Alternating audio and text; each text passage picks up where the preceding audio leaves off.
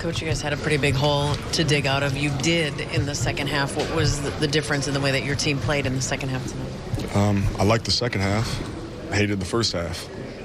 Bottom line, you're not going to win games like that. We're not a very good basketball team right now. We added Carl back, integrate him, add some other guys. But we gotta make sure that we play for a full 48 minutes, because that first half was not one that we can be at all happy with. You had said before the game that taking care of the ball would be the emphasis. So how tough was it to see those, especially first quarter turnovers? Yeah, you get 5 turnovers early on, digs yourself a hole. So it's you get down 19, you play the way we did in the first half. I appreciate how we played in the second half, but at the end of the day, you don't necessarily deserve to win a game like that when you dig yourselves a hole with unforced errors in the first half. And our team, I'd say they agree with that too. Is that the most upsetting part of this losing streak, is a game like this where you do commit unforced errors? Yeah, it is. It is, and I'm honest when I tell you guys, I don't look at a losing streak. I look at, did we get better today? And are we? And in the second half, we did.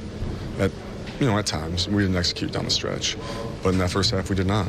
And we'll get back to work tomorrow. I'm focused on tomorrow. Then I'm focused on, Houston. The whole vibe changed at halftime from the bench to the way the players are playing. Is that a conversation at halftime? Did somebody take the challenge or assert something? You can call it a conversation if you want. It was a conversation. As far as what they were doing at the end of the game, you were running through Carl at the top there with Jordan and then Andrew too. That is what you're trying to target there, is finding Carl there up top to run through him. Why was that successful? I think it was the way that he was screening first off.